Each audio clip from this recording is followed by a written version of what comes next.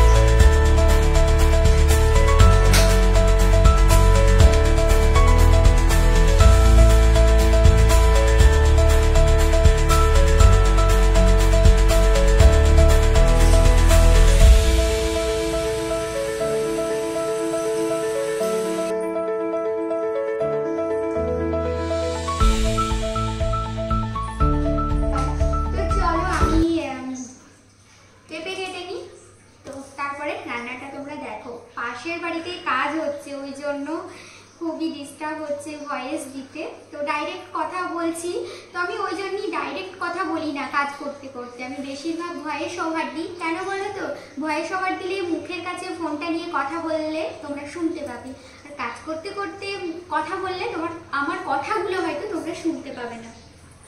তো চলো আমি পেঁপেটা কেটে নিই, তারপরে রান্নাটা দেখা। নমস্কার বন্ধুরা, তোমরা সবাই কেমন আছো? আশা করি ভালোই আছো, আর আমিও বেশ ভালো আছি। আমার পরিবারও ভালো আছে এবং সুস্থ আছে, আর আমি তো খুবই ভালো আছি, যেহেতু আমার চ্যানেলে মনিটাইজেশন অন হয়ে গেছে আর ডলার জমতেও শুরু হয়ে গেছে, তো আমি খুবই খুশি। আজকে শনিবার, আজ হচ্ছে রাখি পূর্ণিমা। রাখি পূর্ণিমার দিনে আমার ছেলের আজকে ছুটি। ছেলের যেহেতু এক শনিবার ছুটি থাকে আর এক শনিবার ছুটি থাকে না, তো আজকে রাখি পূর্ণিমা বলে সেই শনিবারই ছুটি, আর এমনিতেও এক শনিবার ছুটি থাকে। এইদিকে ছুটির দিনও শনিবার হয়ে গেছে আর রাখি পূর্ণিমার জন্যও ছুটি হয়ে গেছে। আর বড়মশাই শনিবার দিন খেয়ে দিয়ে স্কুল যায় না, মানে ভাত খেয়ে দিয়ে স্কুলে যায় না, স্কুল থেকে এসে ভাত খায়, যেহেতু দুটোর সময় চলে আসে।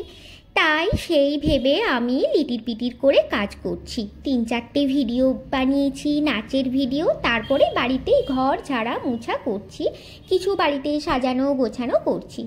শেষমেশ বর বলে উঠল, আজকে খেয়ে দিয়ে একদম স্কুলে যাব, স্কুল থেকে আমি সোজা বাড়ি চলে যাব আসানসোল।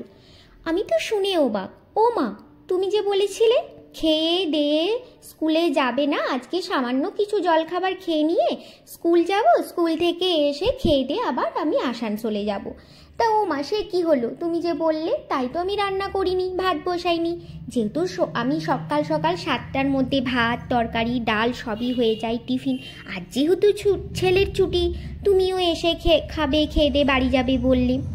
আজ বাড়ি যাবে বলতে শনিবার স্কুল করে বাড়ি যাবে, যেহেতু আমার গুগল অ্যাডসেন্স পিনের লেটারটা আনতে। তা যাই হোক, বর যখন বলল, তো আমি বললাম, শোনো, তুমি স্কুলে যাও, সামান্য দুটো কিছু খেয়ে নাও, তারপর স্কুল থেকে এসে দুটো ভাত খেয়ে যেও বাড়ি। বর ঘাড় নেড়ে বলল, ঠিক তাই হবে। কি বলো তো, সেই যে 10টায় বেরোবে আর বাড়ি সেই পৌঁছাতে মোটামুটি 8:30-9টা। তা আমি বললাম, দুটো ভাত খেয়ে যেও। সেই যে ভাবা, সেই কাজ বানিয়ে ফেললাম চট করে পেঁপের তরকারি। তা ভাবলাম পেঁপের তরকারি করব, কি করব, চলো পেঁপেগুলো সুন্দর করে ফালি ফালি করে কেটে নিলাম, পেঁয়াজ কুচিয়ে নিলাম দুরকমভাবে। আজকে রান্না করব পেঁপের কোপ্তাকারি। আমি ছানার কোপ্তাকারি তো করি, তোমরা সবাই জানো কম বেশি ছানার কোপ্তাকারি করতে, তো চলো ভাবলাম পেঁপের কোপ্তাকারি করে নিই। পেঁপের কোপ্তাকারি করার জন্য পেঁপেগুলো ভালো করে ধুয়ে মুছে ফালি ফালি করে কেটে নিয়ে একটু গ্রেট করে নিলাম। 2 রকমভাবে আমি একটু থালাতে তুলে রাখলাম আর একটা জামবাটিতে। প্রথমের উপকরণ দিলাম আমি পেঁয়াজ কুচি, লঙ্কা কুচি, হলুদ, নুন, জিরে গুঁড়ো, হলুদ গুঁড়ো, গরম মশলার গুঁড়ো দিয়ে জামবাটির মধ্যে, আর কাঁচা লঙ্কা কেটে নিয়ে এই জামবাটির মধ্যে একটু আমি মেখে চেখে রেখে ঢাকা দিয়ে রেখে দিলাম। কি বলো তো, এটা পেঁপের বড়া বানাবো। আর সামান্য বেসন দিয়ে দিলাম, একটুখানি বেসন না দিলে হবে না, বেশ একটু মাখা চাখা। পেঁপে তো একটু আমি যদি বড়ার আকারে ভাজতে যাই কি বলো তো জল বেরিয়ে যাবে, তাই সামান্য 1 চামচ কি 2 চামচ যেমন পরিমাণ সেরকম বেসন দিলাম। বেশি বেসন দিলে আবার ভালোও লাগবে না। এইদিকে থালার মধ্যে কিছুটা আমি পেঁপে সরিয়ে রেখেছিলাম, সেখানে নুন হলুদ দিয়ে আমি বেশ গোল গোল লাড্ডুর মতো পাকিয়ে নিলাম। এটা বানাবো কোপ্তা। আর আগে যেটা জামবাটির মধ্যে মেখে চেকে রাখলাম সেটা বানাবো বড়া। আর এই দেখো কোপ্তাগুলো বেশ ছাকা তেলে ডুবো তেলে ভেজে নিলাম। কি সুন্দর তালের বড়ার মতো হয়েছে, তাই না? আর ছেলে তো টপাটপ খেয়ে নিল। আর এইদিকে বরমশাই তো গেছে স্কুলে, এখনো যেহেতু আসেনি, এখন বাজছে 12টা। এইদিকে দেখো হলুদের গুঁড়ো, জিরের গুঁড়ো, ধনে গুঁড়ো এবং কাশ্মীরি লঙ্কা গুঁড়ো দিয়ে মশলা বানিয়ে নিলাম। এদিকে নারকেল কোড়া এবং কুচনো নারকেল নিয়ে নিলাম। এদিকে নারকেল কোড়া নিলাম, কুচনো নারকেল নিলাম আর পেঁয়াজ কুচি। সামান্য একটুখানি তেল দিয়ে ভালো করে গরম মশলা দিয়ে দিলাম।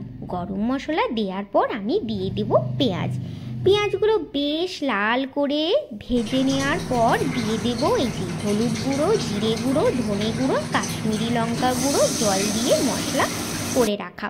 ব্যাস, তারপরে আলু সিদ্ধ করে নিয়েছি।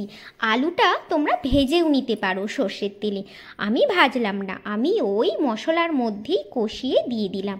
তোমরা চাইলে আলু দিতেও পারো, না চাইলে নাও দিতে পারো, আমি দিলাম, ভাতের সাথে খাবো কি না।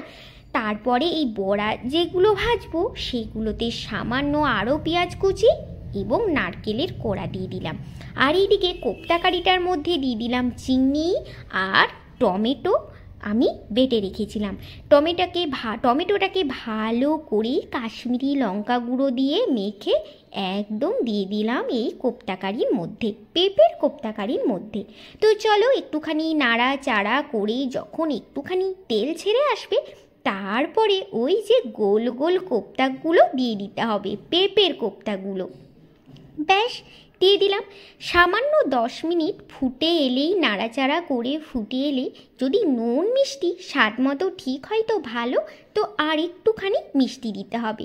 কোপ্তাকারি কি না, পেঁপের কোপ্তাকারি কি দুর্দান্তই না হয়েছিল খেতে। ছেলে বলছিল, মাম্মাম এটা কি ছানার কোপ্তাকারি বানিয়েছো? আমি বললাম, না সোনা, এটা পেঁপের কোপ্তাকারি। তুমি যে পেঁপে দেখলে নাক সেটকাও সেই পেঁপে। বলে, মা সত্যি তাই? পেঁপের কোপ্তাকারি তুমি কিন্তু আবার করো, খুব ভালো হয়েছে খেতে। এইদিকে দেখো আমি সেই যে জামবাটির মধ্যে পেঁপে গ্রেট করে রেখেছিলাম, পেঁয়াজ কুচি এবং নারকেলের কোড়া দিয়ে লঙ্কা কুচি দিয়ে ভালো করে বড়াটা মেখে চেকে নিয়ে বড়া বানিয়ে নিলাম, পেঁপের বড়া। এইদিকে বর আসতে হয়ে গেল প্রায় 1:45। গরম গরম বড়া ভেজে দিলাম ভাতের সাথে। ও মা, বরমশাই বলল ছানার কোপ্তা করেছো নাকি?